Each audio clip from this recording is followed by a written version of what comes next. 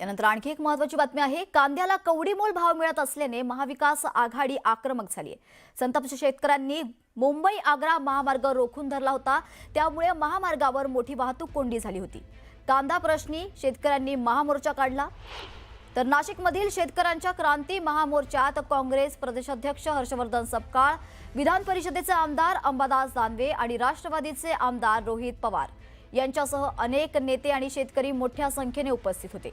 यावेळी सरकारच्या धोरणाविरोधात मोठी घोषणाबाजी करत गळ्यात कांद्याची माळ घातली होती। तर आक्रमक झालेल्या कांदा उत्पादकांची पोलिसांनी धरपकड केली आहे।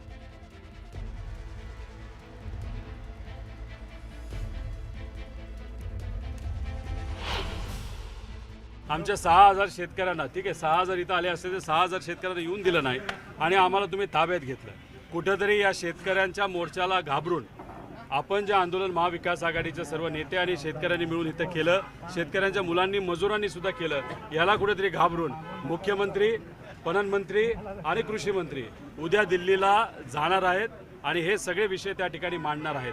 त्यामुळे उद्या दिल्लीमध्ये काय चर्चा होते आपल्याला बघावं लागेल। तरीसुद्धा जसं आमच्या नेत्यांनी सांगितलं, महाविकास आघाडीची उद्या काँग्रेस भवन मुंबईला मीटिंग तिथं होणार आहे। त्या मीटिंगमध्ये पुढे जाऊन मुंबईवर आंदोलन आपण कसं करायचं या महागाईबद्दल सुद्धा आणि शेतकऱ्यांबद्दल सुद्धा तिथं निर्णय घेतला जाईल।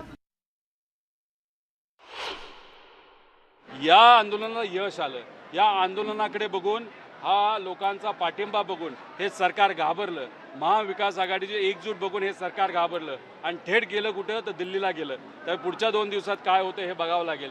जर सरकारने शेतकऱ्याच्या बाजूने निर्णय घेतला नाही तर मग आम्ही ठरवलंय महाविकास आघाडीकडनं मंत्रालय घेरायचं, अधिकाऱ्यांना आणि मंत्र्यांना आत बाहेर येऊन द्यायचं नाही, हा आमचा निश्चय आहे आणि ते आम्ही करून दाखवलं।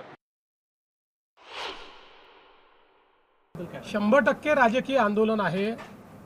म्हणजे कांदा कापल्यानंतरही ज्यांच्या डोळ्यात अश्रू येणार नाहीत अशी मंडळी आता अश्रू ढाळण्याचा प्रयत्न करतायत। पण मी स्पष्टपणे सांगतो, महायुतीचं सरकार कांद्याच्या संदर्भात संवेदनशीलतेनं काम करण्याचा प्रयत्न करते। मला असं वाटतं की फोटो ऑपॉर्च्युनिटी चालली आहे, ते विरोधी पक्षात आहेत, त्यांचं काम आहे ते दाखवून राहिले आहेत। काही लोक विनाकारण या संदर्भात राजकारण करू इच्छितात आणि फोटो ऑपॉर्च्युनिटी करण्याचा प्रयत्न करतायत।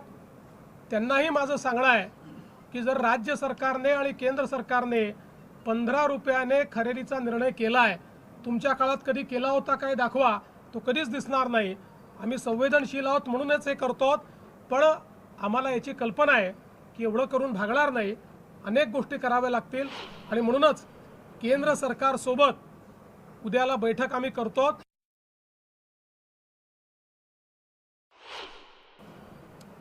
कांद्याच्या संदर्भात आपल्याला कल्पना आहे की कालच केंद्र सरकारने कांदे खरेदीचा भाव हा 3.5 रुपयांनी वाढवून त्या ठिकाणी जवळपास 15 रुपयापर्यंत तो भाव नेलेला आहे। मोठ्या प्रमाणात खरेदी देखील सुरू केलेली आहे। आम्ही केंद्र सरकारला या संदर्भात बैठक घेण्याची विनंती केली होती। उद्या संध्याकाळी केंद्र सरकारमध्ये तशा प्रकारची बैठकही लागलेली आहे। कांद्याच्या संदर्भात हे खरं आहे, कांद्याचे भाव कमी आहेत, शेतकरी अडचणीमध्ये आहे आणि त्या संदर्भामध्ये ठिकठिकाणी तर आंदोलन चालले आहेत, काही ठिकाणी राजकीय आंदोलनही चाललेले आहेत। गिरीश महाजनांना मला म्हणायचंय, जो शेतकरी डिझेल घ्यायला उभा राहतो त्याला तुम्ही म्हणता हे काळा बाजार करणारे लोक आहेत, आणि तुम्हाला शेतकऱ्यालाच ओळखता येत नाही, मजुराला ओळखता येत नाही, गरिबाला ओळखता येत नाही, त्याला तुम्ही न्याय कसं देणार? त्यामुळे हे लोक सामान्य लोक आहे, सामान्य लोकांसाठी आम्ही लढतोय। तुम्ही कुठेतरी कमी पडला, तुम्ही घोडेमारी करताय, घोडे बाजार करताय, त्या ठिकाणी कुठेतरी तुम्हाला हा नगरसेवक फोडायचा आहे, तो जिल्हा परिषद सदस्य फोडायचा आहे, भ्रष्टाचार करायचा, पैसा खायचा आहे। आमच्या लोकांना तुम्ही राजकीय दृष्टिकोनातून हे आंदोलन प्रेरित आहे असं बोलता, पण शेवटी तुम्हाला झुकवलं ना, दिल्लीत जावं लागलं। त्यामुळे दिल्लीत जाऊन तुम्हाला शेतकऱ्याच्या बाजूने निर्णय घ्यावाच लागेल, नाही घेतलं तर तुम्हाला शेतकरी फिरून देणार नाहीत।